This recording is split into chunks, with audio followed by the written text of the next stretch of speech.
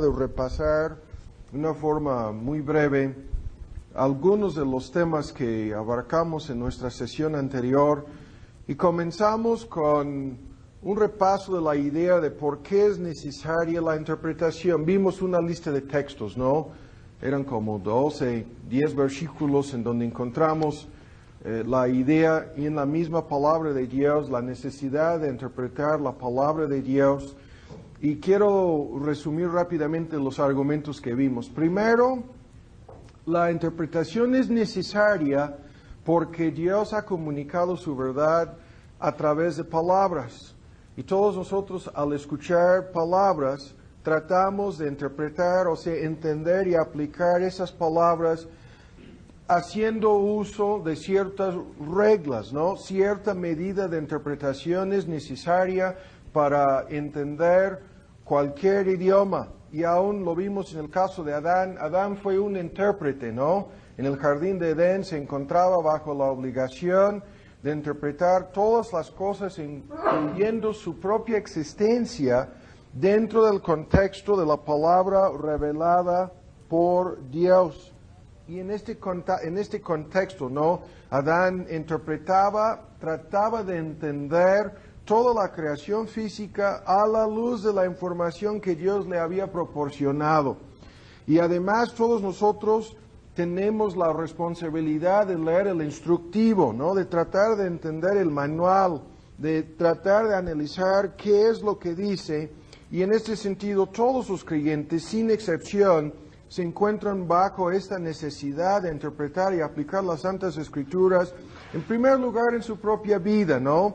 En relación con sus propias necesidades, su propia lectura de la palabra, y especialmente en relación con las controversias doctrinales, los debates teológicos, la confusión y el caos que existe hoy en día, y aún más en relación con su trato con otras personas en el evangelismo. Ahora, además, vimos que toda predicación y enseñanza verdadera de este libro está basada en la interpretación correcta de esta palabra.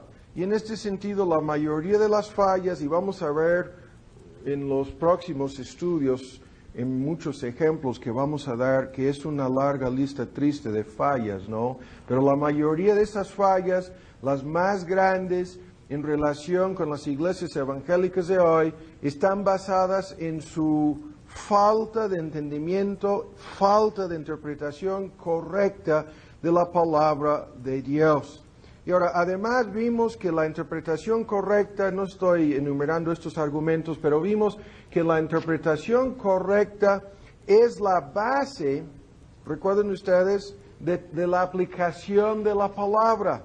En este sentido, puede haber muchas aplicaciones, pero estas aplicaciones tienen que basarse en la interpretación correcta de la palabra. Y vimos que el método puritano, ¿no?, de buscar el uso doctrinal, la información y el conocimiento correcto de la palabra, el uso de exhortación, acción o deberes, ¿no? El uso de consuelo y consolación, el uso de autoexamen, tanto para examinarnos a nosotros mismos como para examinar a otras personas, preguntando siempre cuál es mi condición espiritual o nuestra condición espiritual a la luz de esta palabra. Y aún más vamos a ver en el futuro, ¿no?, cómo las distintas aplicaciones siempre tienen que tener una base en la interpretación correcta, o sea, en la hermenéutica, que es la ciencia de la interpretación. Ahora, además vimos que hay que tener mucho cuidado en cuanto a la interpretación de las Escrituras, porque todos los errores en la práctica tienen su origen en la mayoría de los casos, ¿no? Tienen su origen en los errores doctrinales, en las interpretaciones falsas de las Santas Escrituras. Y vimos que esto es la verdad en relación con la salvación y el Evangelio, y al mismo tiempo que es la verdad en relación con la vida cristiana y el proceso de santificación. Y señalábamos el hecho de que tantas controversias doctrinales hoy en día entre los católicos y los protestantes, entre los arminianos y los calvinistas, entre los bautistas y los paidobautistas, entre los grupos carismáticos y aquellos que creen que los dones milagrosos ya terminaron, y aún entre los evangélicos y todas las sectas modernas, que todas estas controversias están basadas esencialmente en la hermenéutica, en el sentido de que, con la excepción de los falsos testigos de Jehová, todos tenemos la misma Biblia. Pero ¿cómo es posible que terminamos tantos grupos, ¿no?, con interpretaciones distintas? Bueno, esto es posible debido a que muchos de estos grupos no entienden las reglas hermenéuticas para interpretar la Biblia, primero. Segundo, muchos ni siquiera llenan los requisitos para interpretar correctamente las Escrituras. Y aún peor, diferentes grupos utilizan diferentes métodos para interpretar las Escrituras. Y vimos, ¿no?, que esto es la causa de todos los problemas en cuanto a la confusión teológica, y además vimos que la interpretación correcta y consistente es algo necesario, siempre necesario, debido a que, escuchen bien lo que voy a decir, aunque todos los creyentes tienen cierto grado de iluminación espiritual, sin embargo, su entendimiento no es infalible, su entendimiento no es algo completo y maduro. En este sentido, todos los creyentes siempre se encuentran frente a la necesidad de crecer y madurar en su entendimiento de la palabra de Dios, su capacidad de interpretar y aplicar dicha palabra. Y fíjense bien en lo que voy a decir aquí, simplemente como un comentario. Lo vamos a ver en la lista de reglas de interpretación que vamos a resumir continuando con la introducción a este tema el día de hoy. Pero esto es algo que yo estaba comentando con mi esposa entre semana, porque llevo meses leyendo libros y analizando temas en relación con este asunto de la hermenéutica. Esto no es un tema que hemos tocado a fondo en la iglesia, y hay varios aspectos de este estudio en que vamos a profundizarnos en detalles que no son detalles comunes, ¿no?, que se tocan desde el púlpito. Pero yo le decía a mi esposa que me sorprende tanto el hecho de que varias de estas reglas que son esenciales para la interpretación de la palabra de Dios, yo las aprendí, ¿saben ustedes cómo? No en el seminario.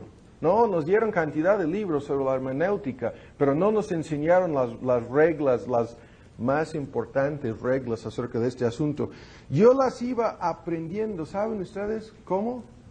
Escuchando y leyendo los sermones de David Martin Lloyd Jones. Les dimos el ejemplo de ese libro, La Fe a Prueba, como un ejemplo de cómo dar una serie de estudios exegéticos o expositivos sobre uno de los salmos.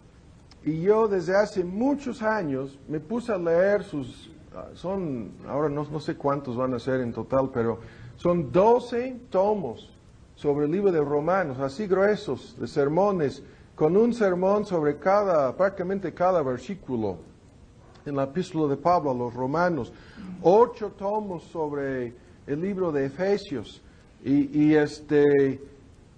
yo, en la medida que iba analizando y leyendo, y a veces escuchaba cassettes grabados de estos mismos sermones, yo iba entendiendo de todo el caos y la confusión que habían recibido en el seminario, cuáles eran las verdaderas reglas de interpretación.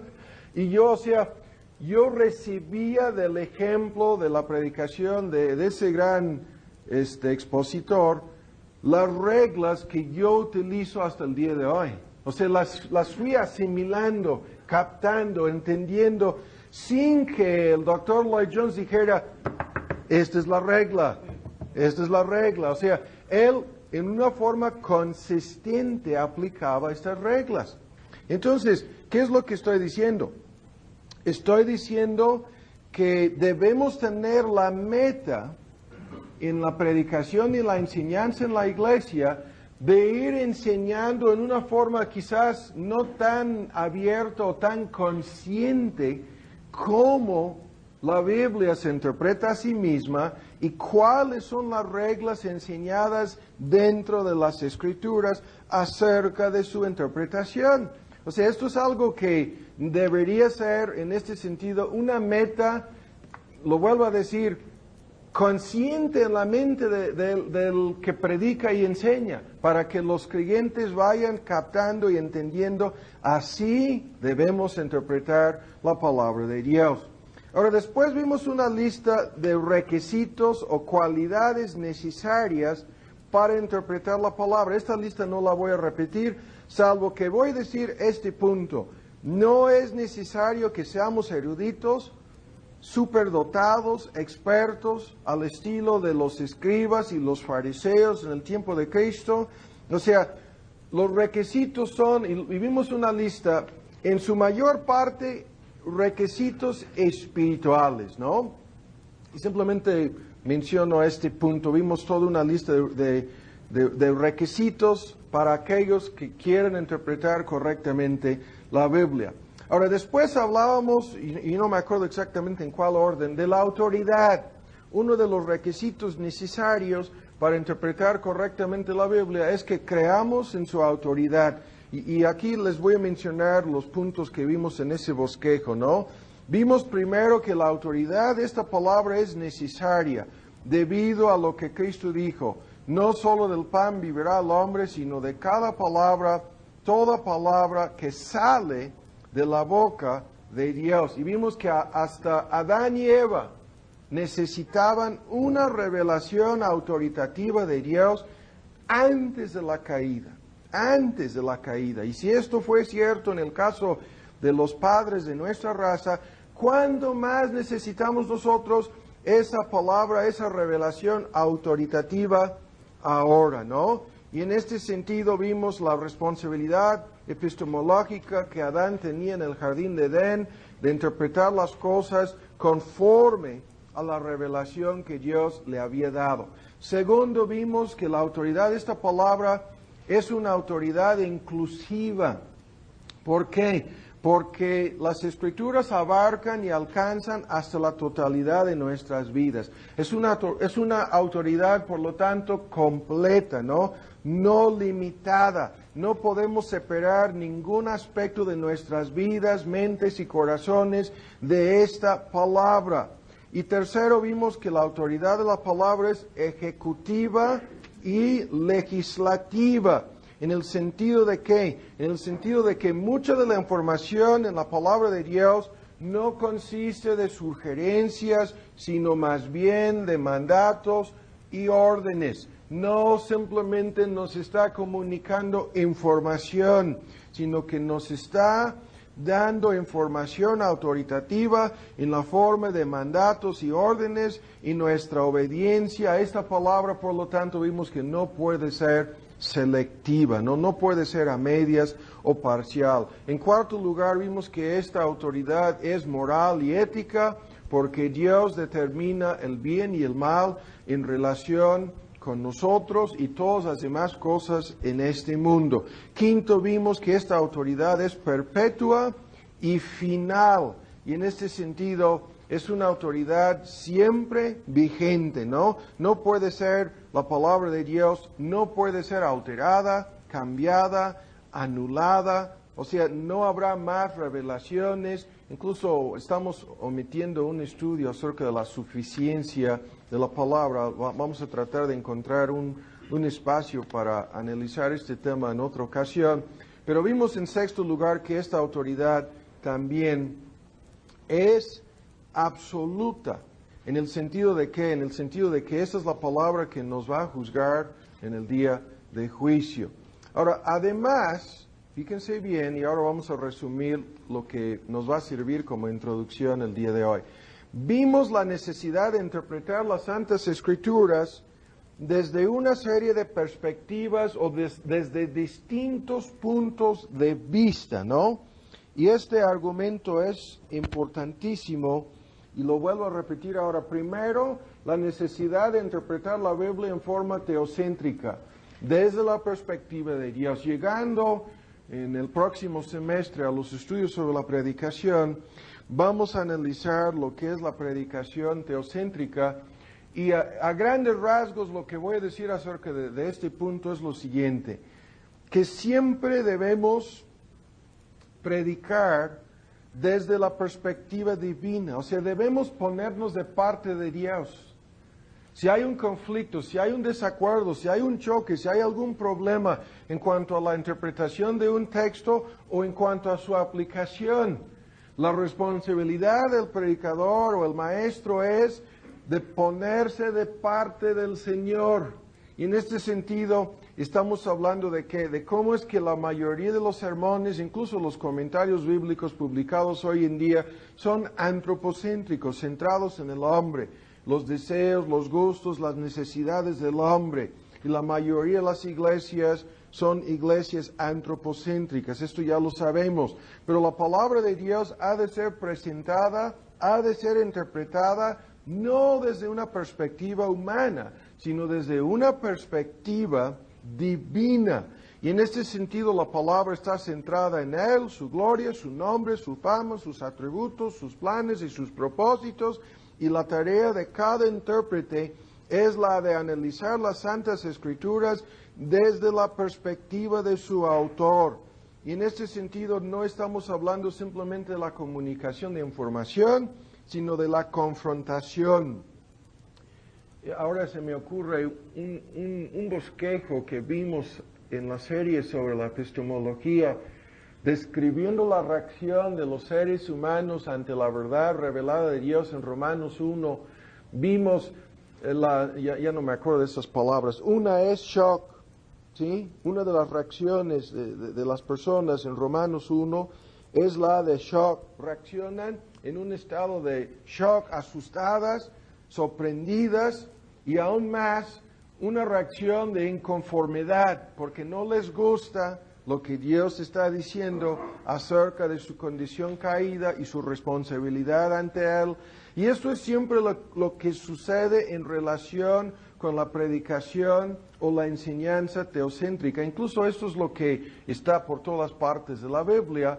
El expositor tiene que fijarse en lo que Dios piensa, en lo que Dios dice. No me atrevo a decir lo que Dios opina. Dios no tiene opiniones, ¿sí? Pudiéramos decir punto de vista, sí, pero el punto de vista de Dios es la realidad, no es una opinión, ¿sí? No es algo sujeto a cambios, ¿no? Y en este sentido, es imposible enseñar y interpretar correctamente la palabra de Dios a menos que lo hagamos desde la perspectiva divina. Ahora, segundo, vimos la necesidad de interpretar la palabra de Dios en forma trinitaria. No vamos a ver los argumentos, pero es imposible al mismo tiempo, sigo usando esa palabra, interpretar correctamente la Biblia y no fijarnos en tantos pasajes que enseñan en forma directa o en forma indirecta la doctrina de la Trinidad o la perspectiva trinitaria de las cosas. Cada persona de la divinidad tiene su papel fundamental y crucial, no solamente en la salvación, en el pacto de gracia, sino en todas las cosas que suceden en este mundo. Y en este sentido, siempre debemos fijarnos en esta perspectiva trinitaria, entendiendo que es el mismo Espíritu Santo quien es el autor y el escritor, y aún en el intérprete divino de esta palabra, ¿no? Y mencionamos toda una serie de textos en relación con este punto. Ahora, en tercer lugar, la necesidad de interpretar la palabra de Dios, escuchen bien, en forma cristológica, desde una perspectiva evangélica o cristológica. Evangélica simplemente quiere decir desde la perspectiva de la persona y la obra de Cristo, porque el Evangelio es un mensaje centrado en la verdad acerca de la persona y la obra de Cristo. Y el folleto, el sermón que muchos de ustedes leyeron de Spurgeon, él da toda una serie de argumentos acerca de cómo tú puedes comenzar prácticamente desde cualquier parte de las Santas Escrituras y encontrar un camino que te conduce directamente a Cristo, directamente al Evangelio de Cristo, directamente a la verdad revelada acerca de Cristo. En cuarto lugar, vimos la necesidad de interpretar la palabra de Dios en forma doctrinal, desde una perspectiva doctrinal, dentro del contexto de toda la verdad o todo el cuerpo de doctrinas esenciales que en su conjunto forman la fe una vez dada a los santos. Y esta es la famosa regla de la analogía de la fe. A esta regla llegaremos dentro de unos momentos. Y la quinta necesidad de interpretar la palabra de Dios en forma literal y en forma gramática, y esto lo vamos a discutir en su momento oportuno, ¿no? Aquí estamos hablando simplemente a estas alturas de la necesidad de fijarse en el significado de las palabras y en las preguntas más básicas, ¿no? De si se trata de una declaración imperativa, de una afirmación indicativa, es la palabra, de una afirmación, o sea, en la forma declarativa de una verdad, si se trata de órdenes, si se trata de preguntas, y hay toda una lista de cosas que vamos a ver en el futuro en relación con este asunto de la interpretación gramatical de la palabra, pero este punto está bien enredado en relación con la cuestión de cómo distinguir entre un lenguaje simbólico y figurativo y un lenguaje literal. Y en sexto lugar, vimos la necesidad de interpretar la palabra de Dios desde una perspectiva experimental y desde una perspectiva práctica, y hablábamos cómo es que antes de la época moderna, en donde se han proliferado los comentarios, los diccionarios bíblicos y muchas cosas que sirven para ayudarnos, que en la época puritana la mayoría de los creyentes contaban con 4 puntos en cuanto a su interpretación de la Biblia. Contaban con la perspectiva bíblica, usaban la palabra de Dios. Contaban con la perspectiva doctrinal, usaban las confesiones de fe y los catecismos, ¿no? Contaban con la perspectiva histórica, porque prácticamente todos los creyentes tenían por lo menos acceso al famoso libro de Fox de los mártires, ¿no? Y trataban de poner la doctrina, la enseñanza bíblica dentro de un contexto histórico, leyendo las narraciones del libro de Fox que comienza en su versión completa con el 3er siglo del cristianismo y llega hasta 1700, 800, si no me equivoco, pero desde una perspectiva histórica y desde una perspectiva experimental contaban con el famoso libro del Progreso del Peregrino, y su biblioteca consistía de estos 4 libros, ¿no? De esos 4 libros, de esas 4 perspectivas: la Biblia, la confesión de fe, el libro de Fox de los mártires, y para darle una aplicación experimental o una aplicación práctica a todo esto, contaban con las experiencias narradas en forma alegórica en el famoso libro de nuestro hermano Juan Bunyan. Ahora, llegamos a la forma en que vamos a dividir estos estudios. Y quiero que escuchen con mucha atención la doble división que vamos a dar a este tema. Primero vamos a comenzar el día de hoy a considerar las reglas generales. Y estas reglas generales son básicas y tienen aplicación en términos generales a toda la palabra de Dios. Estas reglas son, primero, la relación entre los 2 testamentos. Y a este punto no llegaremos no solamente el día de hoy, sino en un futuro en relación con los pactos. La relación entre los 2 testamentos, primero. Segundo, la famosa analogía de la fe. Y esta frase, analogía de la fe, la vamos a discutir en uno de los estudios el día de hoy. Tercero, la interpretación contextual dentro de un contexto. Y vamos a ver que eso es un tema importantísimo. Cuarto, vamos a analizar, probablemente comenzando en la próxima sesión, el uso de palabras griegas y teológicas. Y esto es un tema también, a algunos de ustedes ya les he dicho, vamos a estar ocupados todo este semestre. Podríamos dedicar varias sesiones al uso de palabras griegas y teológicas. ¿Por qué? porque esto no es simplemente una cuestión de saber el significado de X palabra griega o X palabra hebrea en su momento dado. Es el asunto de entender las formas múltiples en que distintas palabras son usadas, las preguntas que les tenemos que hacer en cuanto a cada uso y cada contexto, ¿no?, acerca de estas palabras. Y vamos a ver una lista de palabras que tienen un significado teológico. No te va a servir para nada buscar el diccionario ni de Webster, ¿no?, ni de Oxford, no te va a servir, porque esas palabras tienen un uso teológico dentro del contexto bíblico. Ahora, en quinto lugar, vamos a analizar la perspectiva gramatical, pero en una forma muy sencilla. Hay tantos libros y tantos eruditos en este tema que, créanme, en la mayor parte de estos libros lo que han hecho es confundirse a sí mismos, es lo que yo pienso, y a sus lectores también. Pero vamos a ver que hay una serie de cosas bien sencillas en las secciones didácticas y doctrinales, en donde hay que fijarse en ciertas cosas y nada más para entender qué es lo que la palabra de Dios está diciendo. Ahora, sexto, vamos a analizar el uso correcto de la razón, no solamente desde la perspectiva de los misterios, sino, escuchen lo que voy a decir, desde la perspectiva de nuestro Dios misterioso. ¿Sí? Y vamos a traer un estudio sobre nuestro Dios misterioso. Y vamos a ver que en ambos testamentos hay cuántos versículos que hablan de nuestro Dios misterioso. Y séptimo, vamos a ver la necesidad de mantener un equilibrio. El hermano Pink dice que no debemos separar las cosas que Dios ha unido. Eso es su interpretación de esa regla. No debemos separar lo que Dios ha unido, ¿sí?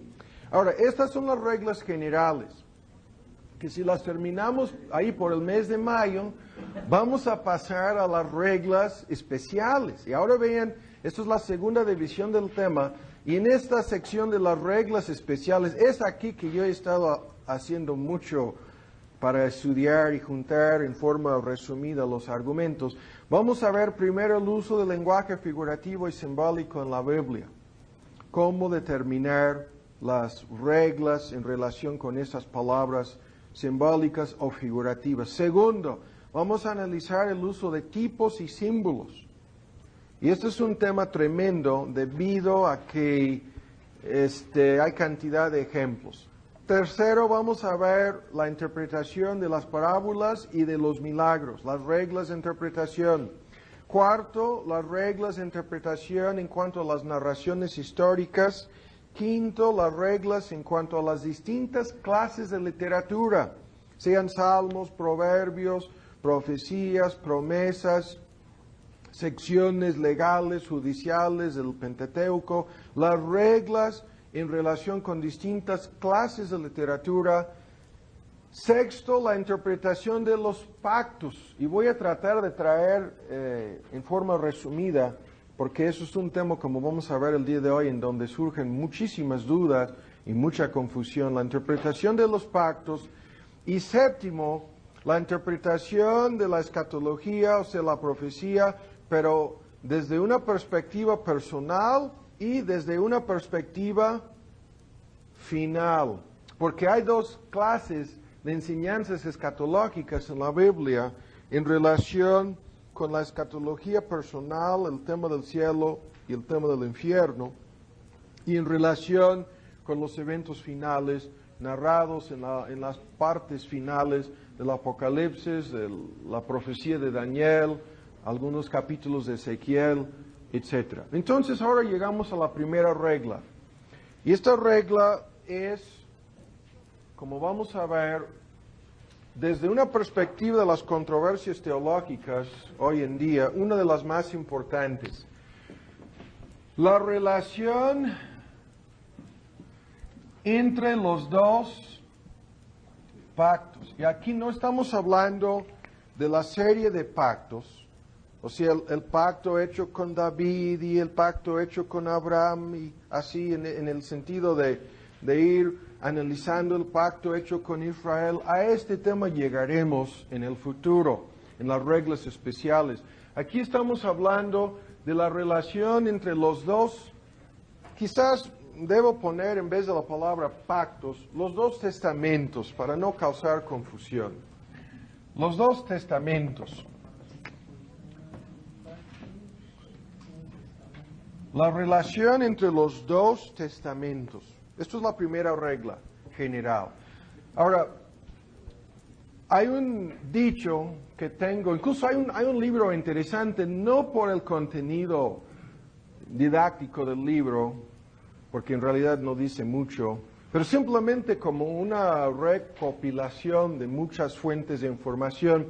El libro se llama El Antiguo Testamento en el Nuevo, y es de un autor argentino, si no me equivoco, y vale la pena fijarse en algunos argumentos en ese libro, porque te da el panorama de cómo el Nuevo Testamento utiliza y cita del Antiguo Testamento. Y en lo que es el valor principal del libro es que te va a dar cada cita, son más de 1600 textos citados en el Nuevo Testamento, sacados del Antiguo Testamento. Y es muy interesante fijarse en algunos de los ejemplos que da el autor de este libro. Ahora, hay un dicho muy famoso que es la base de ese libro. Si no me equivoco, ese dicho es de Agustín, el teólogo del siglo IV. Bien, su dicho es lo siguiente: el Nuevo Testamento está escondido en el Antiguo Testamento. Y el Antiguo Testamento se explica en el Nuevo Testamento. Ese dicho es tremendo porque esto es exactamente lo que estamos diciendo al hablar de la relación entre los dos testamentos. Vuelvan a escuchar. El Nuevo Testamento está escondido en el Antiguo Testamento y el Antiguo Testamento se explica, ¿sí?, por el Nuevo Testamento o en el Nuevo Testamento. Y en este sentido podemos decir que ambos testamentos, ¿no?, se dependen el uno del otro en una forma íntima. El Nuevo Testamento depende del Antiguo y viceversa. Ninguno está completo sin el otro. El Nuevo Testamento tiene en realidad todas sus raíces en el Antiguo Testamento. Pero desde una perspectiva básica hay que entender bien este punto. Desde la perspectiva del Evangelio, ¿ven lo que estoy diciendo? Estoy calificando este punto. Desde la perspectiva del Evangelio, ambos testamentos contienen y enseñan la misma doctrina de la redención y el mismo camino de salvación, desde la perspectiva del Evangelio. Y llegaremos a ver, porque vamos a hablar un poco el día de hoy acerca de los pactos. O sea, hay partes, anticipando este argumento, en donde Pablo dice enfáticamente que el pacto de Sinaí fue un pacto de obras, que de nada sirvió, que nadie se salvó bajo ese pacto, y vamos a ver en una forma concreta algunos de los argumentos sobre ese punto el día de hoy. Pero hay otras partes, otros textos, otros pasajes, en donde el apóstol Pablo dice que el antiguo pacto testificaba del mismo evangelio que él estaba predicando y que revelaba el mismo camino de salvación y la misma necesidad de la justicia de Cristo acreditada o imputada a nosotros, igual como lo hace el Nuevo Testamento. Y es ahí que hay que meterse en los detalles y tratar de desenredar lo que parecen ser una serie de contradicciones. Pero estamos diciendo en forma de síntesis, ambos testamentos predican el mismo Cristo, ambos testamentos establecen los mismos deberes morales para los hombres. Todo esto lo vimos en una serie de comparaciones hace tiempo entre la ley y el Evangelio, una serie de diferencias en donde no están de acuerdo, en donde hay terribles incongruencias entre la ley y el Evangelio, y al mismo tiempo toda una serie de puntos en donde están completamente de acuerdo, ¿no? Y esto es el punto aquí. El Nuevo Testamento es el cumplimiento del Antiguo Testamento en la siguiente forma. El Antiguo Testamento puede ser resumido en la frase promesas y profecías, y el Nuevo Testamento puede ser resumido en la frase el cumplimiento de dichas promesas y profecías. O sea, lo que el Antiguo Testamento profetiza y promete, el Nuevo Testamento lo cumple.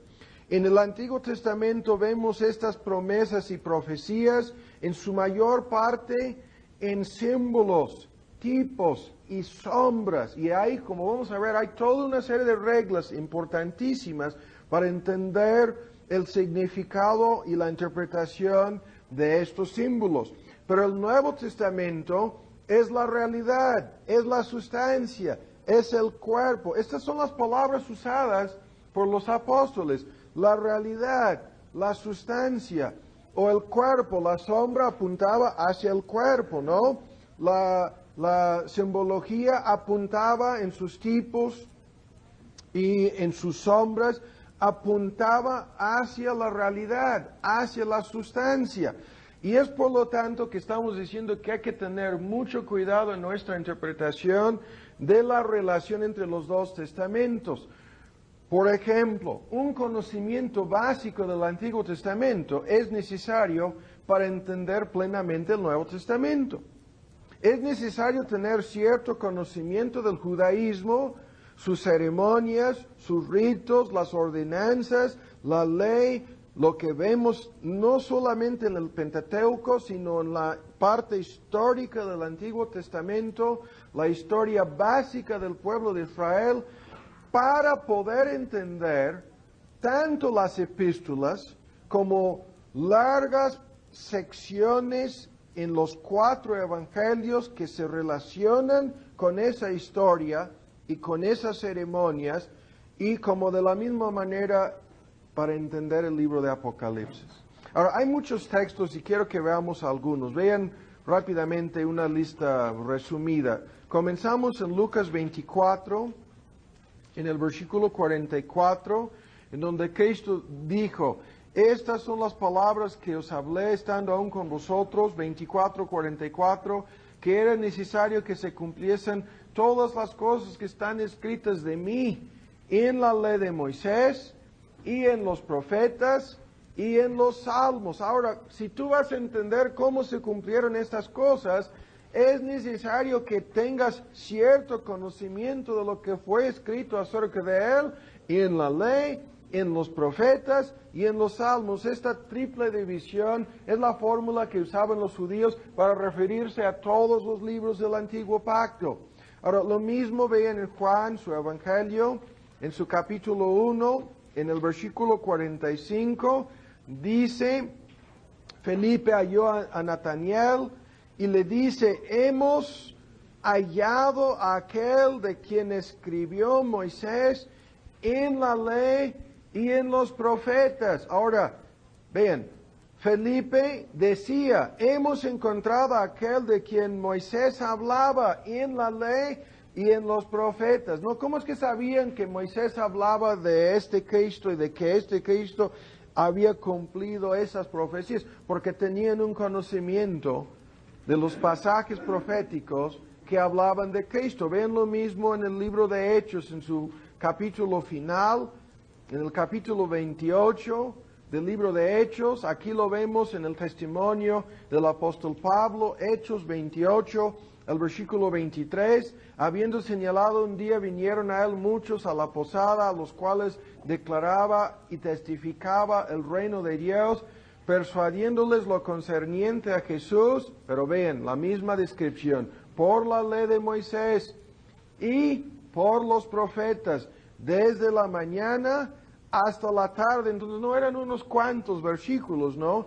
Eran muchos pasajes que el apóstol citaba. Ahora vean lo mismo en Romanos 3, este texto ya lo mencionamos, en donde Pablo dice en su discurso sobre la justificación por la fe: mas ahora 3:21, sin la ley, aparte de la ley, la justicia de Dios se ha manifestado. La justicia tanto que Dios exige de nosotros, como la que Cristo realizó, la que es imputada, acreditada en nuestra cuenta, La justicia de Dios se ha manifestado, atestiguada, ven cómo lo dice, atestiguada, testificada por la ley y por los profetas. Está diciendo exactamente lo mismo. Ahora bien, en Hebreos, en su capítulo 10, en el versículo 1, estos textos son muy conocidos. Hebreos 10:1, porque la ley, teniendo la sombra de los bienes venideros, y no la misma imagen, la imagen misma de las cosas, ¿sí? Esto quiere decir que la ley apuntaba a las cosas reveladas ahora bajo el nuevo pacto. Lo mismo en Hebreos 8:5, hablando de esas cosas de la ley, dice, los cuales, hablaban aquí de los sacerdotes y sus ofrendas en el contexto, vean, sirven de bosquejo, dice, y sombra de las cosas celestiales. Y luego lo menciona en relación con la construcción del tabernáculo, y sobre el simbolismo del tabernáculo hablaremos en un futuro lejano. ¿Sí? Lejano. Ahora, ¿qué es lo que estamos diciendo? Que Cristo vino como el cumplimiento de lo que se había profetizado en la ley, en los profetas y en los salmos. Y por lo tanto es necesario tener un conocimiento básico de lo que fue profetizado en estos partes o estos pasajes en el Antiguo Testamento. Pero ahora, habiendo mencionado la necesidad de tener un conocimiento básico, ahora vamos a la regla más importante aquí en relación con los dos testamentos. Y esta regla es importantísima y es una regla de cierta controversia, como vamos a ver, y vean con mucha atención lo que esta regla afirma. Escuchen bien. El Nuevo Testamento interpreta el Antiguo Testamento. Esa es la regla. Hay que tener un conocimiento de ambos testamentos, ciertos aspectos de la relación entre ambos, valga la redundancia, pero la regla es que el Nuevo Testamento interpreta el Antiguo, o al Antiguo, no sé cómo decirlo. Esta regla es importantísima porque en forma directa afecta una serie de puntos doctrinales e incluso puntos prácticos. Por ejemplo, el concepto de la iglesia, su membresía, gobierno y ordenanzas. Escuchen lo que vamos a decir. Ese concepto es afectado en forma directa por esta regla, ¿sí? Y el ejemplo más conocido hoy en día de una iglesia que ha violado esta regla es la Iglesia Católica Romana, que tiene un concepto de la iglesia, tanto su membresía como su gobierno, como en realidad sus ordenanzas. El concepto que la Iglesia Católica Romana tiene de la iglesia es un concepto basado en su mayor parte, si no en su totalidad, en el Antiguo Testamento, no en el Nuevo. Y vamos a hacer un bosquejo para demostrar este punto en un momento. Pero nuestro concepto, no solamente la iglesia, su membresía, gobierno y ordenanzas, sino también nuestro concepto de la relación entre la iglesia y el Estado. Y la famosa sociedad sacralista. La mayoría de ustedes saben que hemos analizado detalladamente cómo funcionaba la sociedad sacralista, no solamente en el mundo antiguo, sino dentro del contexto histórico bíblico de la nación de Israel, la teocracia, ¿no? Pero una sociedad sacralista que en forma histórica existía antes de la venida de Cristo, fue la base para toda una serie de errores que la Iglesia Católica Romana introdujo en cuanto a Constantino, la unión de Iglesia y Estado, la idea de una membresía mixta, incluso el uso de los sacramentos, de ahí viene la idea de sociedad sacralista. En el caso del romanismo, el bautismo infantil fue usado como un sacramento para obligar a los feligreses, todas las personas que vivían dentro de X zona geográfica, a permanecer a su iglesia. Pero todo esto lo sacaron del Antiguo Testamento. Y cabe señalar que los judaizantes en el primer siglo del cristianismo, la primera secta aparte de los gnósticos, ¿no? Los judaizantes enfatizaban el mismo argumento, cayeron en el mismo error y terminaron combinando toda una serie de puntos del Antiguo Testamento como partes cruciales del Nuevo Testamento. Vean en Hechos, en su capítulo 15, hemos escuchado mucho acerca del error de los judaizantes. El Nuevo Testamento está lleno de referencias a esa secta y a sus errores, pero en síntesis la idea está aquí en Hechos 15:1. Algunos que venían de Judea enseñaban a los hermanos que si no circuncidáis conforme al rito de Moisés. ¿Qué es esto?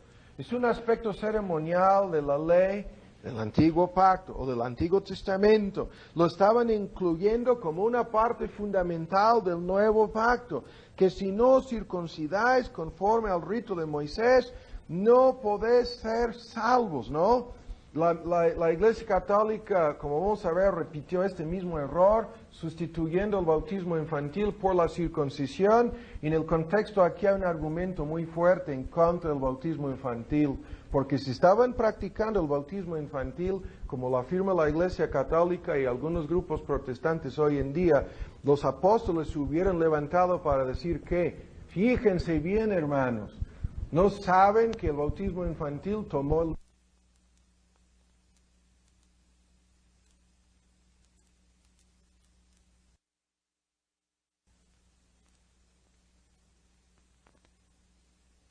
circuncidarlos y mandarles que guarden la ley de Moisés? ¿Qué es esto? Es más de lo mismo, es un intento de mezclar las cosas del Antiguo Testamento en relación con la iglesia, en este caso, diciendo a los creyentes gentiles que tienen que convertirse en judíos o judaizar, circuncidándose, guardando la ley de Moisés, para poder creer en Cristo.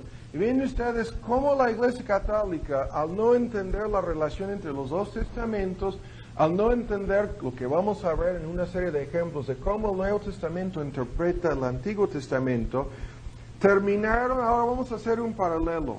Aquí están los judaizantes, aquí los tenemos. Esto es un ejemplo de los errores que surgen de no entender todo esto.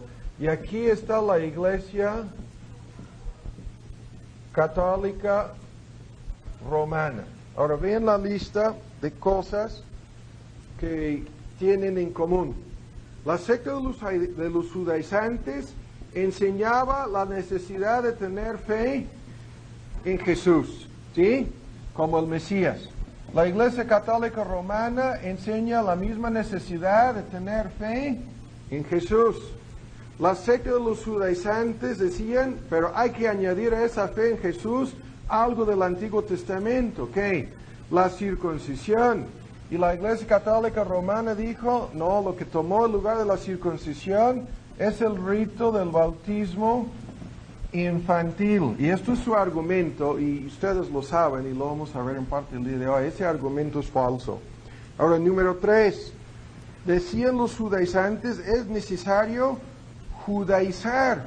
El gentil tiene que convertirse en judío. Y la Iglesia Católica dice que el gentil tiene que convertirse en católico romano. O sea, yo no sé cómo lo manejan aquí en México, si siguen con la misma ley tan estricta, pero en Gringolandia, si uno que no es católico romano quiere casarse con un católico, tiene que convertirse en católico, convertirse a esa iglesia, tal como los judaizantes decían, tienen que convertirse al judaísmo para poder creer en Cristo.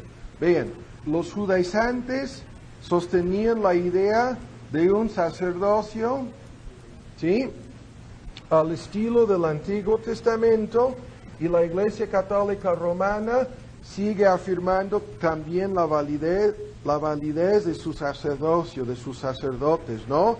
Los judaizantes estaban aferrados aún a la idea del oficio del sumo sacerdote. No habían entendido todo lo que tenemos en la revelación neotestamentaria acerca de la ley, las ofrendas y todo lo que dice el libro de Hebreos, ¿no?, de la anulación, de todas estas cosas. Pero los católicos romanos tienen en el lugar del sumo sacerdote tienen el Papa, ¿sí? Los judaizantes que combinaban toda una serie de cosas de la ley con el Nuevo Testamento tenían un gobierno a través de una jerarquía en su iglesia, una jerarquía, y la Iglesia Católica Romana tiene una jerarquía peor que la que tenían los judíos, ¿sí? Los judaizantes estaban aferrados a la idea de altares, o sea, estaban tratando de decir, ustedes tienen que incorporarse a todo el sistema veterotestamentario con el sacerdocio, ofrendas, altares, y la Iglesia Católica también tiene sus altares, ¿no? Tienen el mismo asunto. Los judaizantes continuaban con la idea de la ley de agua de purificación, y la Iglesia Católica Romana tiene su agua santa o bendita. Los judaizantes estaban aferrados a días festivos, días santos según el calendario del judaísmo, y la Iglesia Católica Romana tiene sus días santos y sus días, o sea, especiales de fiesta en relación con, no los días santos del Antiguo Testamento, en relación con los santos de su iglesia. Los judíos, aquí para continuar, se nos acabó el espacio, ¿no? Los judaizantes continuaban aferrados a la idea de toda una serie de leyes alimenticias, y la Iglesia Católica Romana también tiene sus leyes alimenticias, ¿no? Y desde la perspectiva de ceremonias, los judíos, en este caso judaizantes, que supuestamente se habían convertido a Cristo, pero que no entendían la relación entre los dos testamentos y estaban combinando cosas que no se combinan, continuaban con sus veladoras, con el incensario, y tú puedes ver hasta el día de hoy, a la hora de la misa, ¿no? Que sacan el incensario, llenan el lugar de humo. Yo pienso a veces que hay un incendio ahí, no es un incensario. ¿Qué pasa ahí? Hay que llamar a los bomberos, ¿no? Y siguen con la idea de que hay que guardar la ley de Moisés, tal como lo acabamos de leer aquí.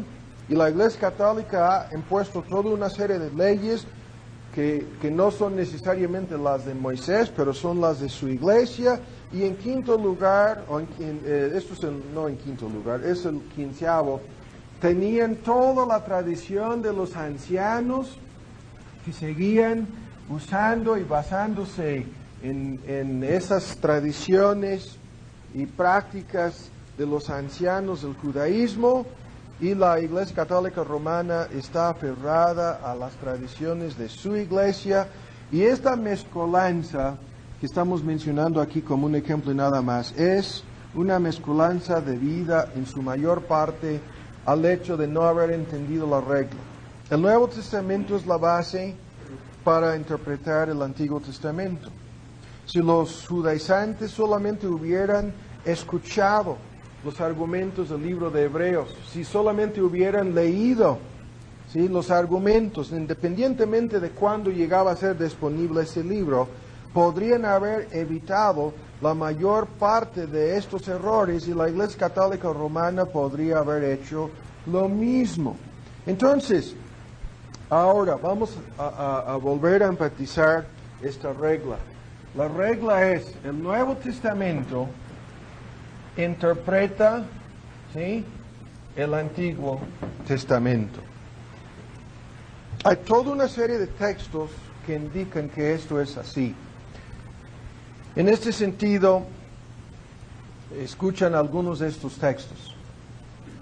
En 2 Corintios 1:20 dice, y íbamos a repartir esta hoja, pero simplemente voy a citar algunos de los textos. Todas las promesas de Dios son en Él se refiere a Cristo, sí, y en Él, amén, por nosotros a gloria de Dios. 2 Corintios 1:20. Este texto quiere decir que todo lo que Dios había prometido bajo el Antiguo Testamento tiene su cumplimiento en Cristo. Y la forma en que estas cosas son cumplidas en Cristo es exactamente lo que el Nuevo Testamento nos explica, ¿sí? Y cuando lo vimos en Lucas 24, cuando Cristo comenzó desde Moisés y todos los profetas, y les interpretaba en todas las escrituras lo que decían de él. Esto es Lucas 24, 27. Ahí está Cristo desde la perspectiva de su persona y obra, interpretando todas las cosas en el libro de Moisés y en todos los profetas, las cosas que hablaban de él. O sea, este texto está dando la misma regla.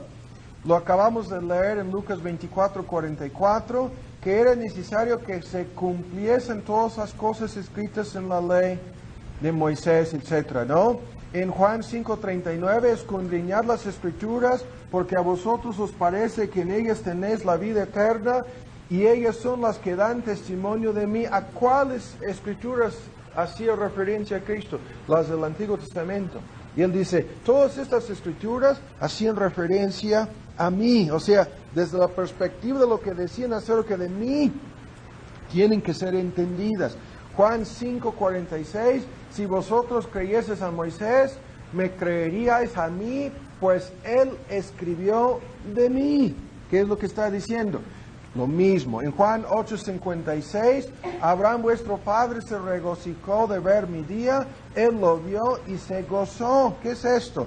De que Abraham estaba mirando hacia el cumplimiento del pacto hecho con él, en realidad el pacto de la gracia, desde la perspectiva de la persona y la obra de Cristo. Él vio mi día y se gozó.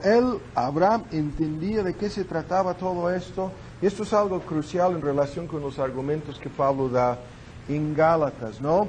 Y otros textos enseñan lo mismo. Quiero que veamos. 2 de Corintios 3.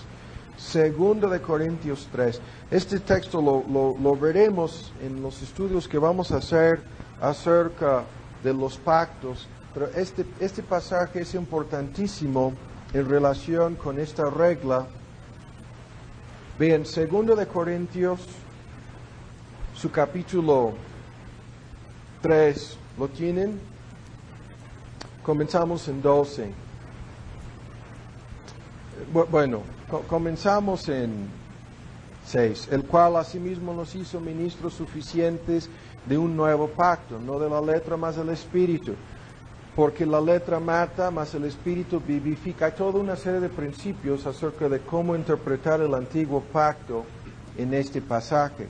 Y si el ministerio de muerte en la letra grabado, ¿no?, en piedras, fue con gloria, tanto que los hijos de Israel no pudiesen poner los ojos en la faz de Moisés a causa de la gloria de su rostro, la cual había de perecer.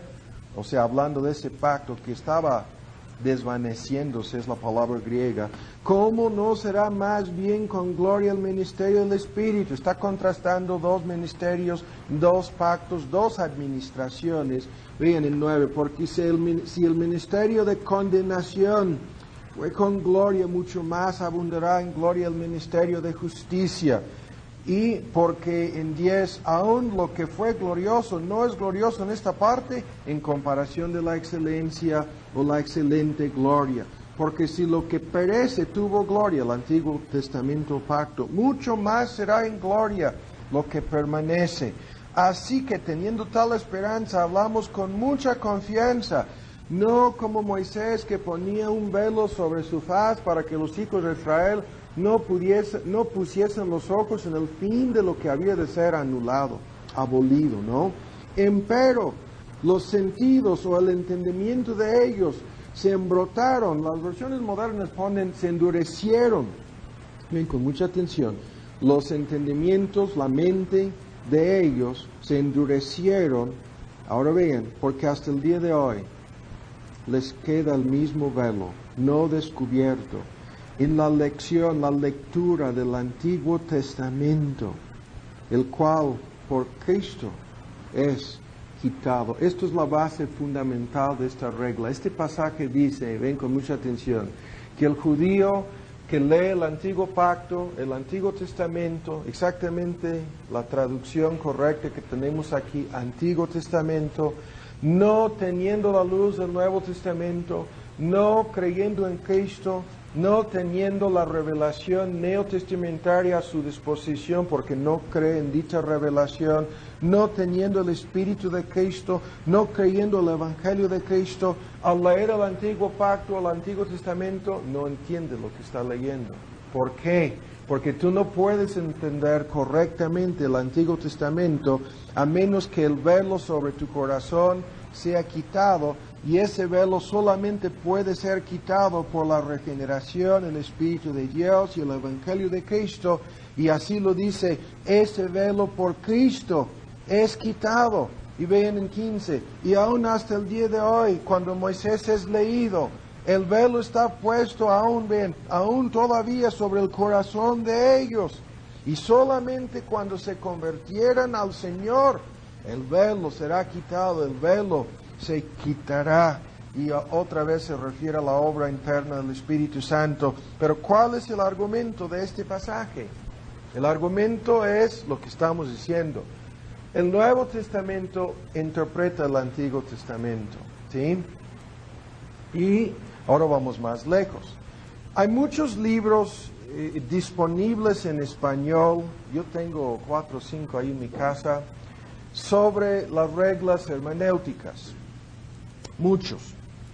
En inglés hay una abundancia de libros. Algunos de estos libros son mejores que otros.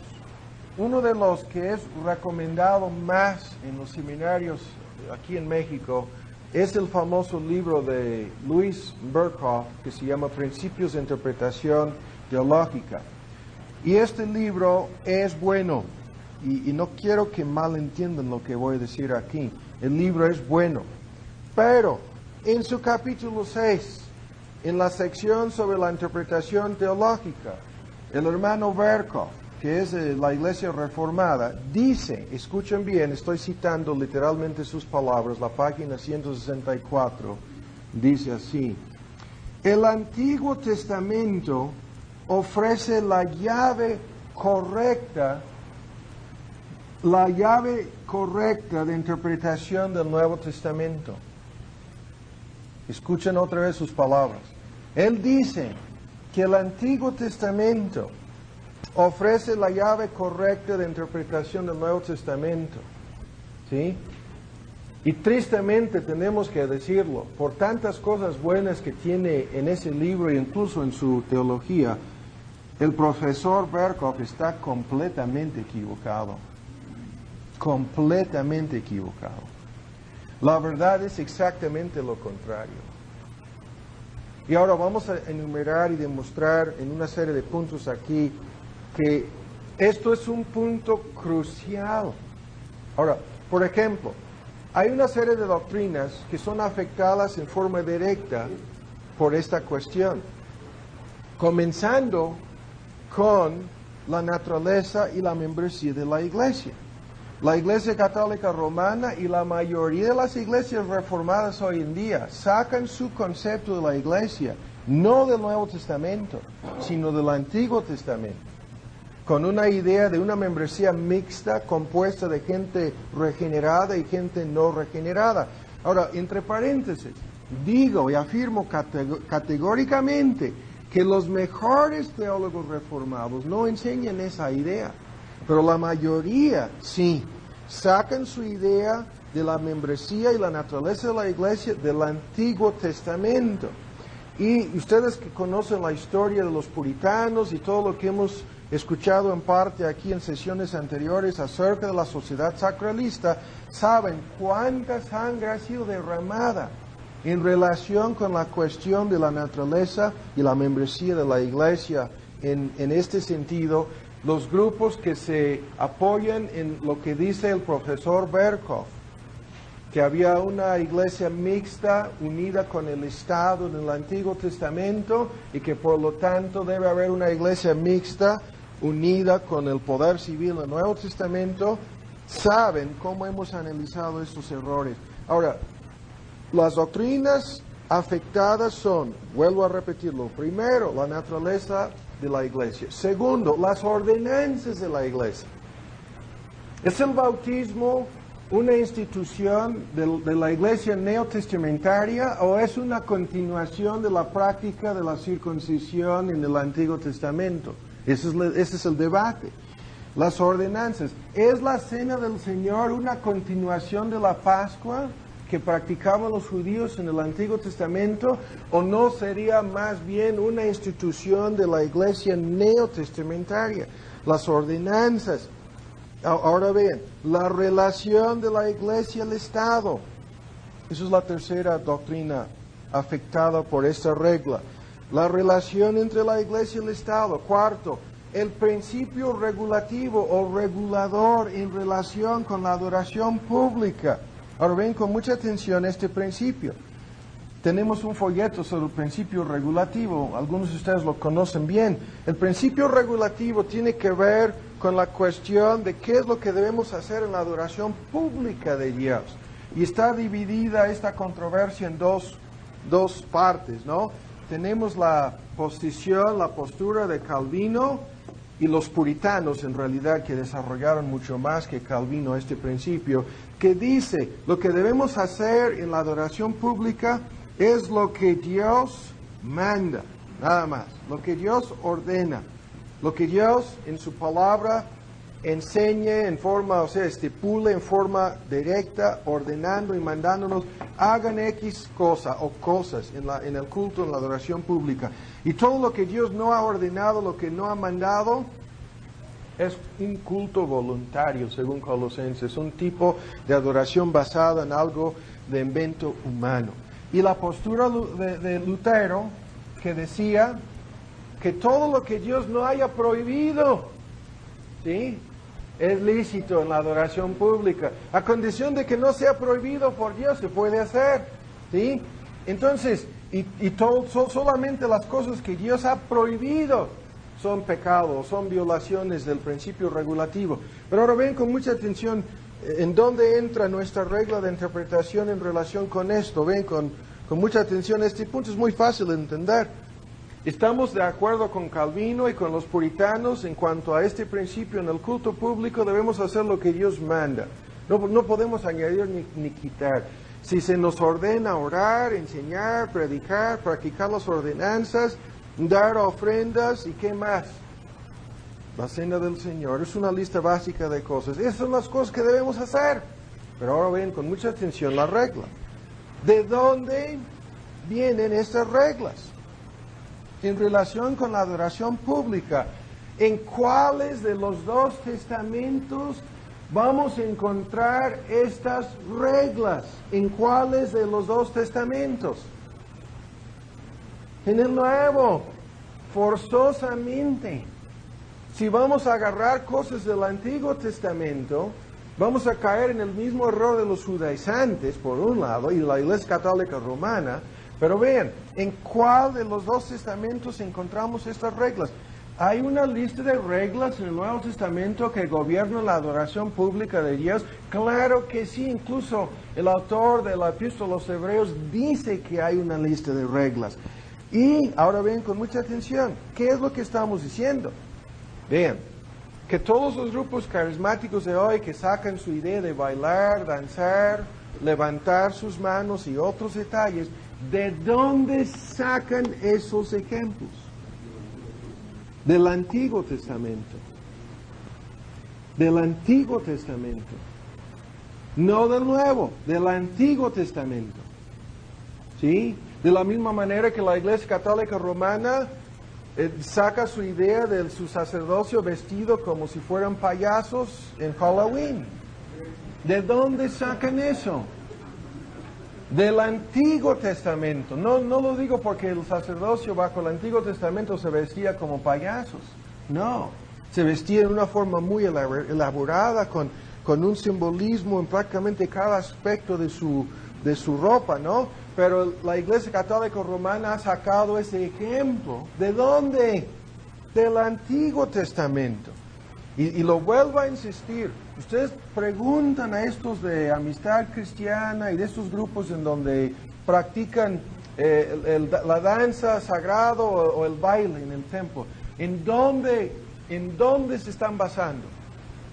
El Antiguo Testamento. Te van a citar textos de David, de uno o dos de los salmos, y van a decir que como lo hacían así, que podemos hacerlo ahora. No, están equivocados. ¿Sí? De la misma manera que si alguien fuera a decir hay que circuncidar a tu niño, no, estaría equivocada esa persona. Ahora, la quinta cosa, la relación entre la ley y la gracia. Y toda la doctrina de la salvación por gracia. La encontramos, no estamos negando que esa doctrina estaba oculta en el Antiguo Testamento, ¿sí? Pero la encontramos en su forma clara. ¿En dónde? En el Nuevo Testamento, ¿sí? Incluso vamos a ver algunos de los pasajes que hacen hincapié en este punto. Vea, bien, el sexto error que fluye de un mal entendimiento de esto es la falta de distinguir entre la ley moral, la ley ceremonial y la ley judicial de Israel. Y vuelven a escuchar, eso es un debate tristemente aún hasta el día de hoy entre algunos grupos bautistas en los Estados Unidos, en donde tenemos estos teólogos que dicen que dichas distinciones no están en ninguna parte de la Biblia. O sea, vuelven a escuchar la triple división de la ley, de lo que es el Pentateuco de Moisés, la triple distinción entre la ley moral, la ley ceremonial y la ley judicial de Israel. Ven, la falta de entendimiento sobre esta triple distinción claramente revelada en el Nuevo Testamento, no solamente en Hebreos, sino en todas prácticamente Gálatas, Colosenses y prácticamente todas sus epístolas hay alguna referencia a estas distinciones. Bien, la falta de entendimiento sobre esta distinción es lo que ha dado lugar a todos los grupos que son judaizantes modernos. ¿Quiénes son? Son, desde una perspectiva práctica, ¿no? Los testigos, mormones, adventistas, luz del mundo, el buen pastor, todas esas sectas modernas que no saben distinguir entre ley moral, ley ceremonial y ley judicial. Y esto ha dado lugar a una larga lista de debates teológicos entre los antinomianos, que no entienden tampoco esta distinción, entre los dispensacionalistas, como vamos a verlo en su momento dado en las reglas de interpretación sobre la escatología. Los dispensacionalistas tampoco entienden estas distinciones porque piensan que la ley moral de Dios ha sido anulada o abolida. Y entre los Estados Unidos y Gran Bretaña, los así llamados reconstruccionistas, que quieren poner en vigor las leyes civiles del Antiguo Testamento, incluyendo la pena de muerte para todas las violaciones de los 10 mandamientos. En la Unión Norteamericana, créanme, salvo los creyentes, ¿no? El país estaría muerto. Estarían muertos, ¿no? Ustedes que están violando el sábado, pena de muerte. Ustedes que están fornicando, pena de muerte. Ustedes que son idólatras, pena de muerte. Ustedes que codician, pena, no tendríamos nadie. No podría sobrevivir ninguna persona en conversa en la Unión Americana si estos grupos, que en su mayor parte son algunos, yo los califico como sectas dentro de las iglesias reformadas, no sobreviviría nadie. Y algunos de estos grupos han jurado que los primeros que van a matar cuando toman poder son los anabautistas. Están hablando de los bautistas en realidad, pero nos tachan de ser anabautistas. Ahora, en séptimo lugar, vean, la falta de entendimiento de esto afecta nuestra comprensión de los pactos. Y aquí estamos hablando no solamente de las distinciones entre la ley y la gracia, entre el pacto de obras y el pacto de gracia. Estamos hablando de la relación entre la iglesia y la familia y específicamente el papel de los niños en el pacto. Y ahí está toda la controversia sobre el bautismo, ¿no? Ahora, en octavo lugar, afecta nuestra interpretación de todas las sombras, las figuras, los tipos y los símbolos en la tipología del antiguo pacto, todo lo que es el libro de Hebreos en síntesis, que da una serie de reglas y pautas para interpretar estos símbolos, afecta nuestra interpretación de estas cosas. En noveno lugar, afecta la falta de tomar en serio esta regla. El nuevo interpreta el antiguo. Vean, afecta nuestra comprensión de todo lo que es el cuerpo de puntos cruciales revelados en los misterios en el Nuevo Testamento. Vean las doctrinas, la Trinidad, las dos naturalezas de Cristo, la iglesia neotestamentaria, el reino de Dios, la predestinación. Vean, en este sentido, la famosa Babilonia misteriosa, el misterio de Babilonia en el Apocalipsis 17, en 18, y incluso la futura conversión de Israel, y aún otras cosas como por ejemplo el rapto, que entran en la categoría de doctrinas reveladas en forma clara en los misterios. 27 veces el Nuevo Testamento utiliza la palabra misterio. Si tú no tomas en cuenta que el Nuevo Testamento no solamente es una revelación superior, sino que es una revelación más amplia de muchas cosas. La doctrina de la Trinidad está en el Antiguo Testamento, lo hemos visto en la serie de estudios sobre los nombres de Dios, pero esa doctrina fue dada a entender de una forma clara en el Nuevo Testamento. Y en décimo lugar, afecta nuestra interpretación de la escatología. ¿Cuál es el punto básico aquí? ¿Qué es lo que estamos diciendo? Y vean un ejemplo de cómo afecta la escatología. Para dar un ejemplo y nada más.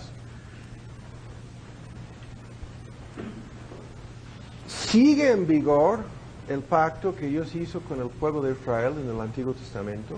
¿Sí o no? Y si sigue en vigor, ¿en cuáles aspectos tiene vigencia? ¿Es la tierra de Palestina la tierra de Israel o no? Yo les estoy preguntando. Si tú te pones a leer el Antiguo Testamento y nada más, vas a decir que sí. Pero hay toda una serie de textos en el Nuevo Testamento que te obligan a detenerte, a volver a pensar 2, 3 o 4 veces. ¿Sí? Acerca del simbolismo, la tipología y el significado de esa tierra. ¿Qué significaba? ¿Hacia qué apuntaba? ¿Ha sido cumplida esa promesa en Cristo o no? ¿Qué es lo que estoy preguntando?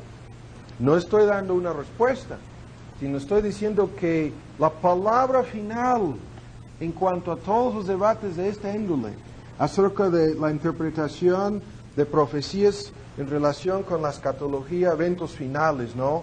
Para el futuro y el fin del mundo. ¿Cuál es la base? Es el Nuevo Testamento. Hay un texto en Romanos en donde Pablo dice que Dios le prometió a Abraham que él sería heredero no de la tierra de Palestina, sino del mundo. Y usted puede buscar infinidad de textos en el Antiguo Testamento y nunca vas a encontrar ese comentario. ¿Sí? Nunca se refirió al mundo, sino a la tierra de Palestina. ¿Qué es lo que estoy diciendo? Todo el debate está desde la perspectiva de cuáles son los anteojos que te vas a poner, ¿sí?, para leer la Biblia. Te vas a parar en el Antiguo Testamento, como lo dice el profesor Berkhoff, que te proporciona la clave para entender el Nuevo Testamento. No, es al contrario. Te vas a poner tus anteojos del Nuevo Testamento. ¿Sí? Ahora, vamos más lejos. Podemos demostrar esta regla. Ahora vamos a ver una serie de ejemplos rápidamente. Hechos 15.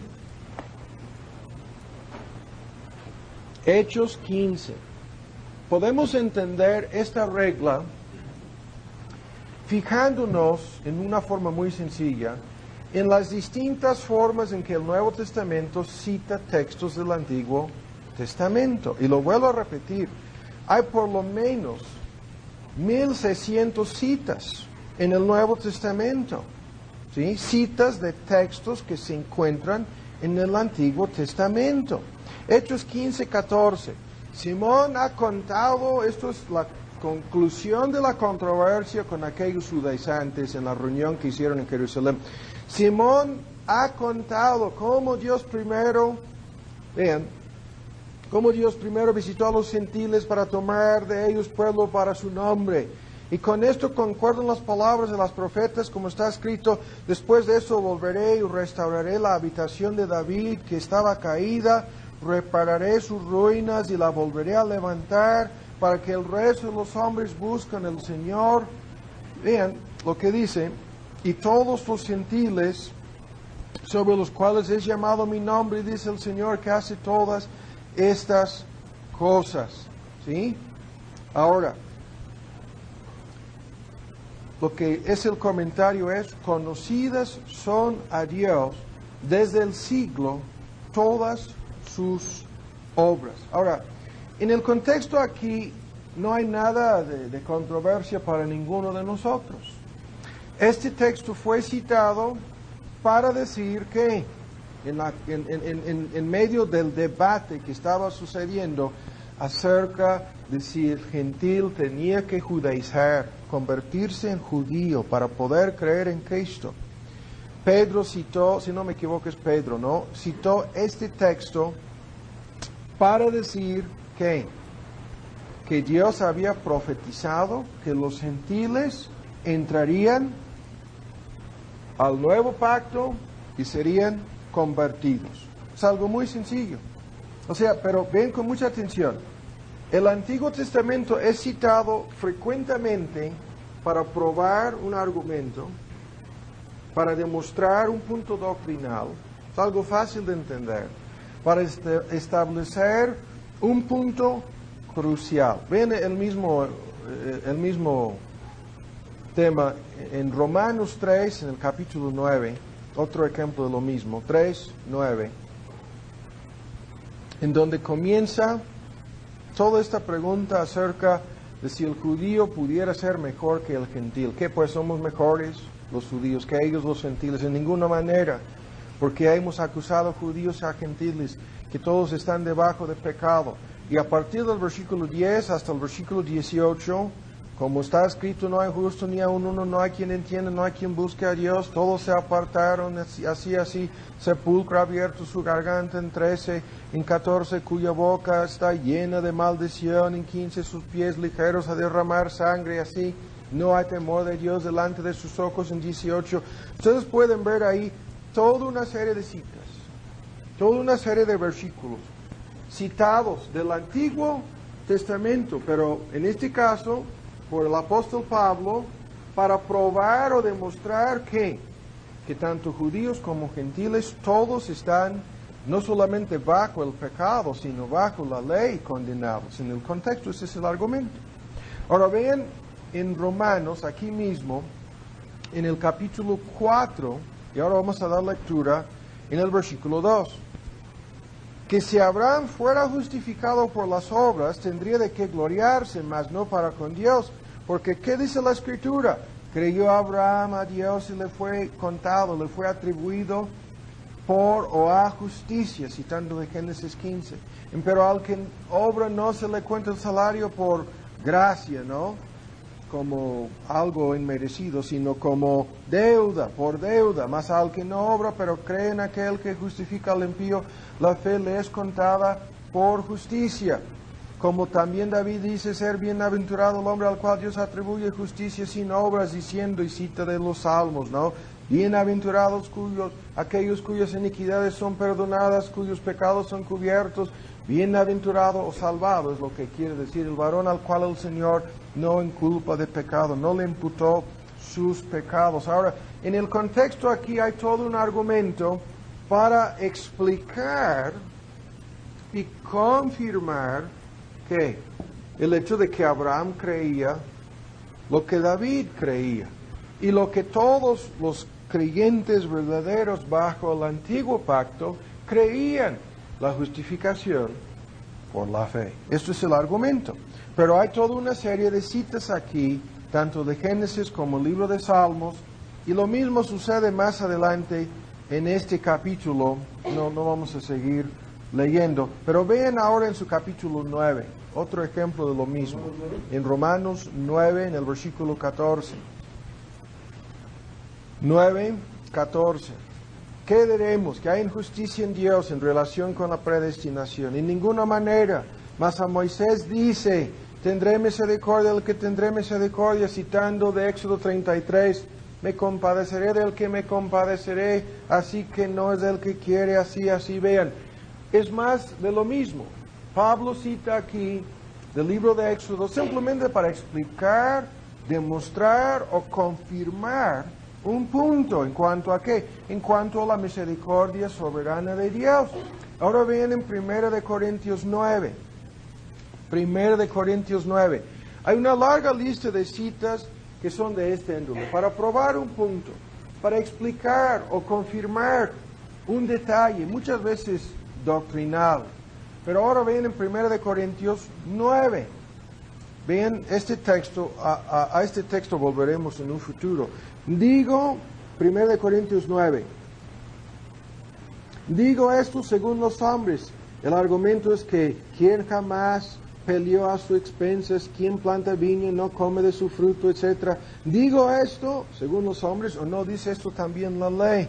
Porque en la ley de Moisés está escrito, no pondrás bozal al buey que trilla, y vean, citando de Deuteronomio, capítulo 25, no pondrás bozal al buey que trilla, y vean la pregunta, ¿tiene Dios cuidado de los bueyes? ¿O lo dice enteramente por nosotros? Pues por nosotros está escrito, ¿para qué? Para que con esperanza ha de orar al que haga, y el que trilla con esperanza de recibir el fruto. Y sigue dando toda una serie de argumentos. ¿Cuál es el punto? Sin discutir más sobre este texto, sin lugar a dudas, Pablo no solamente cita de Deuteronomio, vean, sino también lo utiliza para ilustrar su argumento, aunque hay más cosas en este texto de lo que estamos diciendo. Cita ese texto simplemente para ilustrar su argumento, ¿sí? Ahora, hay otra clase que no vamos a ver, ustedes conocen muy bien, es toda una serie de textos, principalmente en los 4 evangelios, en donde se cita un texto del Antiguo Testamento para confirmar el cumplimiento de X profecía. Hay cantidad de ejemplos, ¿no? Vean uno, Mateo 2. Mateo 2. Lo tienen y vamos a dar lectura en el versículo 5. Oh tú, Betlehem, de tierra de Judá, no eres muy pequeña entre los, vean, principales o príncipes de Judá, porque de ti saldrá un guiador que apacentará a mi pueblo Israel. Citando aquí de Miqueas, capítulo 5, el Evangelio según Mateo cita el texto y confirma el cumplimiento de la profecía acerca del lugar en donde el Mesías tendría que nacer. Y aplicándolo así directamente a Cristo, el argumento es, y el Evangelio según Mateo está lleno de citas de este tipo, para confirmar el cumplimiento de X profecía, X promesa, es lo mismo, profecía o promesa, es lo mismo. Pero ahora ven con mucha atención lo que todo esto quiere decir, y esto es nuestra regla. Si los autores del Nuevo Testamento simplemente citaban textos en esta forma, quizás podríamos dudar de la regla, porque estaban citando para probar, explicar, ilustrar o confirmar X cosa, ¿no? Una profecía X. Pero ahora vean, muchísimas veces los autores del Nuevo Testamento citan un pasaje del Antiguo Testamento para interpretarlo. Escuchen lo que estamos diciendo. Para interpretarlo bajo la inspiración del Espíritu Santo. Y esta es la base de nuestra regla. Vean en Gálatas, para dar un ejemplo, vean en Gálatas, en su capítulo 3. En muchísimos casos, los escritores del Nuevo Testamento citan textos y pasajes del Antiguo Testamento para interpretarlos. ¿Qué es esto? Para dar la interpretación inspirada de su significado, para dar la interpretación autoritativa, vean, del pasaje. Y ahora, en Gálatas 3, ¿lo tienen? Vamos a dar lectura en el versículo 7. Sabéis, por lo tanto, Gálatas 3, 7, que los que son de la fe, los tales son hijos de Abraham.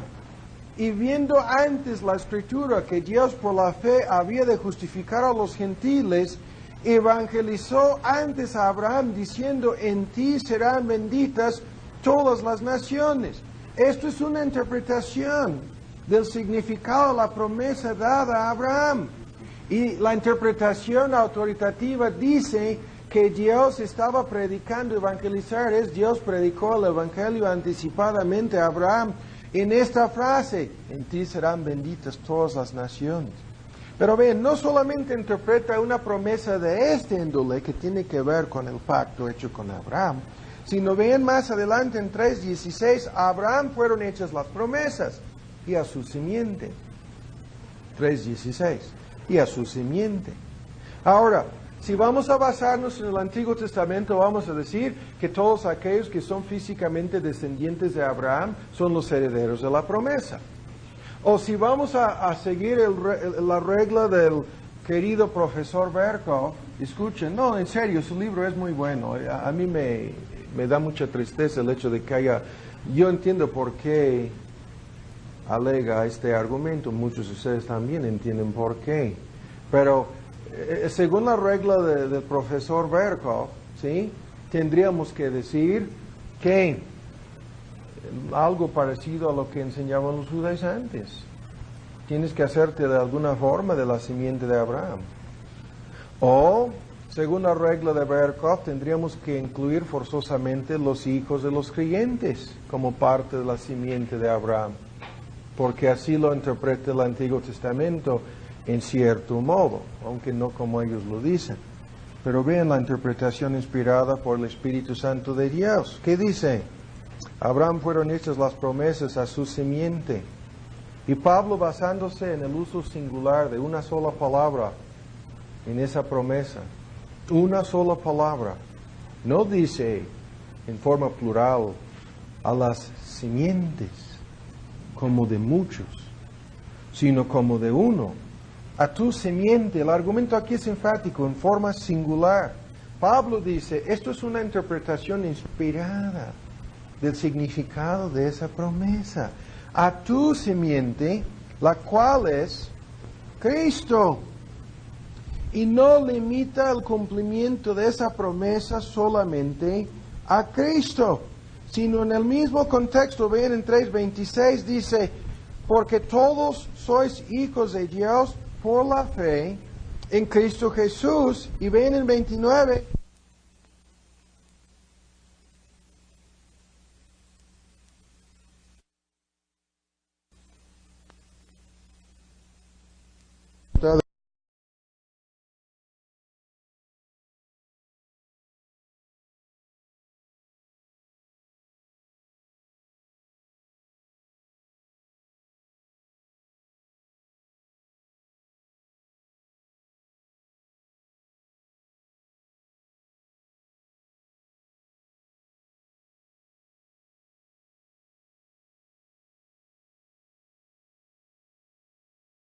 Correcta y consistente es algo necesario, siempre necesario, debido a que, escuchen bien lo que voy a decir, aunque todos los creyentes tienen cierto grado de iluminación espiritual, sin embargo, su entendimiento no es infalible, su entendimiento no es algo completo y maduro.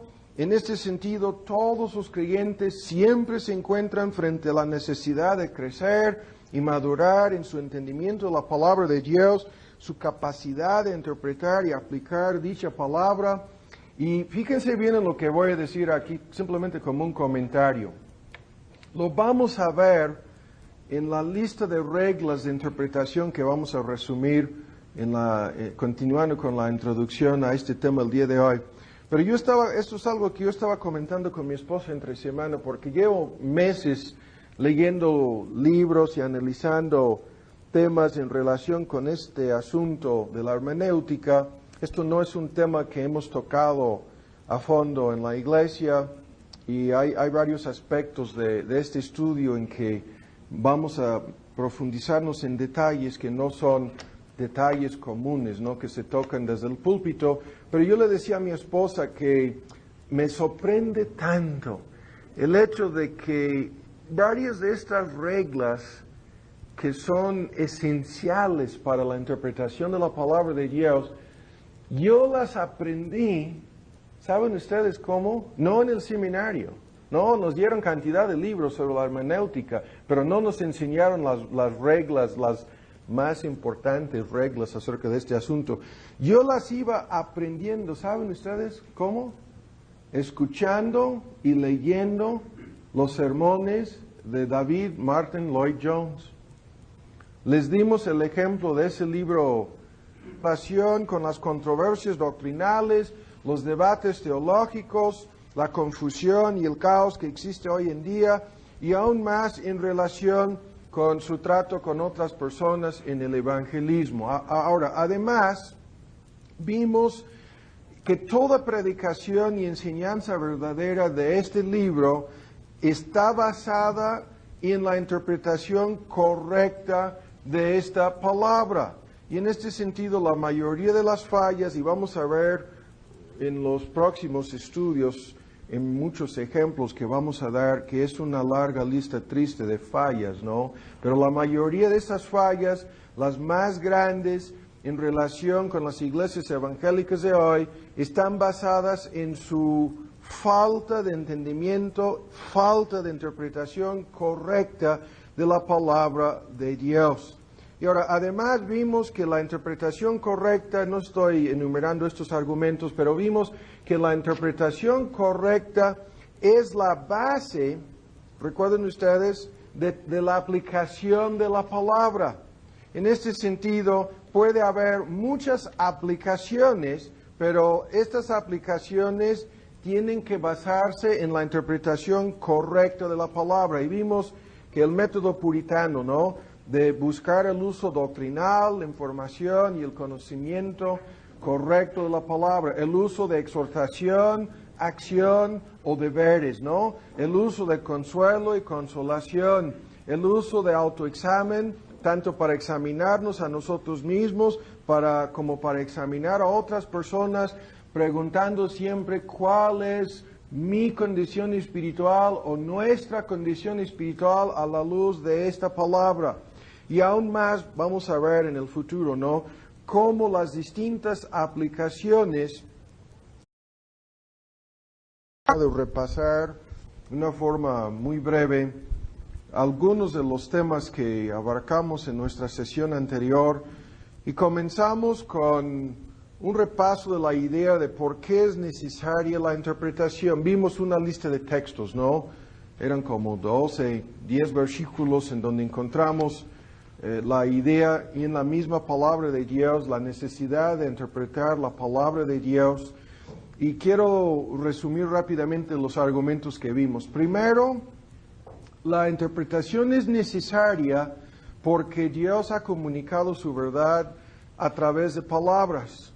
Y todos nosotros, al escuchar palabras, tratamos de interpretar, o sea, entender y aplicar esas palabras haciendo uso de ciertas reglas, ¿no? Cierta medida de interpretación es necesaria para entender cualquier idioma. Y aún lo vimos en el caso de Adán. Adán fue un intérprete, ¿no? En el jardín de Edén se encontraba bajo la obligación de interpretar todas las cosas, incluyendo su propia existencia, dentro del contexto de la palabra revelada por Dios. Y en este contexto, ¿no?, Adán trataba de entender toda la creación física a la luz de la información que Dios le había proporcionado. Y además todos nosotros tenemos la responsabilidad de leer el instructivo, ¿no? De tratar de entender el manual, de tratar de analizar qué es lo que dice. Y en este sentido, todos los creyentes, sin excepción, se encuentran bajo esta necesidad de interpretar y aplicar las Santas Escrituras, en primer lugar en su propia vida, ¿no? En relación con sus propias necesidades, su propia lectura de la palabra, y especialmente siempre tienen que tener una base en la interpretación correcta, o sea, en la hermenéutica, que es la ciencia de la interpretación. Ahora, además vimos que hay que tener mucho cuidado en cuanto a la interpretación de las Escrituras, porque todos los errores en la práctica tienen su origen en la mayoría de los casos, ¿no? Tienen su origen en los errores doctrinales, en las interpretaciones falsas de las Santas Escrituras. Y vimos que esto es la verdad en relación con la salvación y el Evangelio, y al mismo tiempo que es la verdad en relación con la vida cristiana y el proceso de santificación. Y señalábamos el hecho de que tantas controversias doctrinales hoy en día entre los católicos y los protestantes, entre los arminianos y los calvinistas, entre los bautistas y los paidobautistas, entre los grupos carismáticos y aquellos que creen que los dones milagrosos ya terminaron, y aún entre los evangélicos y todas las sectas modernas, que todas estas controversias están basadas esencialmente en la hermenéutica, en el sentido de que, con la excepción de los falsos testigos de Jehová, todos tenemos la misma Biblia. Pero ¿cómo es posible que terminamos tantos grupos, ¿no?, con interpretaciones distintas? Bueno, esto es posible debido a que muchos de estos grupos no entienden las reglas hermenéuticas para interpretar la Biblia, primero. Segundo, muchos ni siquiera llenan los requisitos para interpretar correctamente las Escrituras. Y aún peor, diferentes grupos utilizan diferentes métodos para interpretar las Escrituras. Y vimos, ¿no?, que esto es la causa de todos los problemas en cuanto a la confusión teológica. Y además vimos que la interpretación, la fe a prueba, como un ejemplo de cómo dar una serie de estudios exegéticos o expositivos sobre uno de los salmos. Y yo desde hace muchos años me puse a leer ahora no sé cuántos van a ser en total, pero son 12 tomos sobre el libro de Romanos, así gruesos, de sermones, con un sermón sobre prácticamente cada versículo en la epístola de Pablo a los Romanos, 8 tomos sobre el libro de Efesios, y yo, en la medida que iba analizando y leyendo, y a veces escuchaba cassettes grabados de estos mismos sermones, yo iba entendiendo de todo el caos y la confusión que habían recibido en el seminario, cuáles eran las verdaderas reglas de interpretación. Y yo recibía del ejemplo de la predicación de ese gran expositor, las reglas que yo utilizo hasta el día de hoy. O sea, las fui asimilando, captando, entendiendo, sin que el Dr. Lloyd Jones dijera, esta es la regla, esta es la regla. O sea, él en una forma consistente aplicaba estas reglas. Entonces, ¿qué es lo que estoy diciendo? Estoy diciendo que debemos tener la meta en la predicación y la enseñanza en la iglesia de ir enseñando en una forma quizás no tan abierta o tan consciente cómo la Biblia se interpreta a sí misma y cuáles son las reglas enseñadas dentro de las Escrituras acerca de su interpretación. O sea, esto es algo que debería ser, en este sentido, una meta, lo vuelvo a decir, consciente en la mente del que predica.